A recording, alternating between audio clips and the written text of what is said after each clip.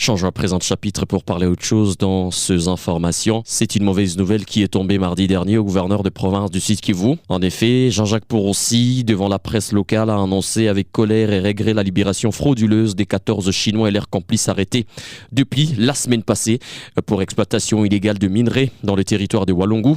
Alors qu'il avait reçu les encouragements du chef de l'État pour ce coup de filet, un autre appel inconnu venant de Kinshasa, la capitale, lui a signifié que ce bourreau venait d'être expulsé de la RDC via la frontière du Rwanda avec l'appui de la DGM sans que lui ne soit au courant. À en croire le chef de l'exécutif provincial, pendant 4 ans, ces Chinois ont exploité illégalement 750 kilos d'or, ce qui, selon lui, équivaut à un montant de 45 millions de dollars américains qu'ils doivent à l'État congolais.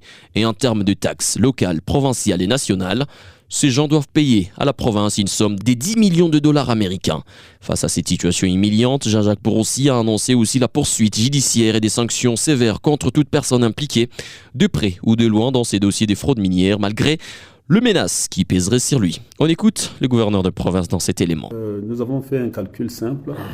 500 grammes d'or par jour, parce qu'ils sont opérationnels là-bas de 2021 à 2024, selon nos investigations, ils ont tiré en réalité 750 kilos d'or. Alors si vous calculez sur le marché mondial des minéraux, London Metal Exchange, un kilo d'or est à environ entre 85 et 95 000 dollars américains par kilo. Alors fois 750, vous comprenez que ces gens ont tiré au moins, selon nos calculs, 45 millions de dollars américains, et dans lesquels ni la province, ni Kinshasa, ni les communautés locales, ni le Mwami des lieux, c'est-à-dire le Mwami d'Atabaye, personne n'a eu quelque chose.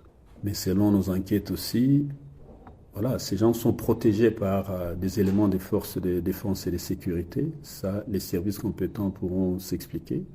Voilà pourquoi nous sommes revenus, nous avons pris la décision de faire venir ces éléments chinois.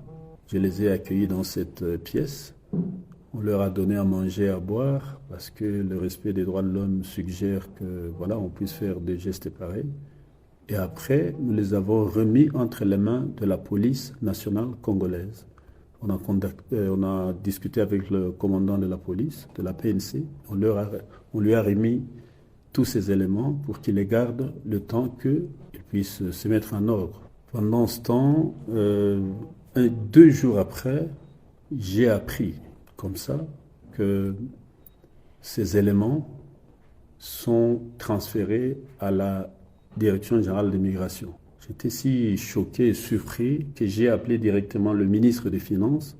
Moi, qu'est-ce qui se passe? On les a remis entre les mains de la police.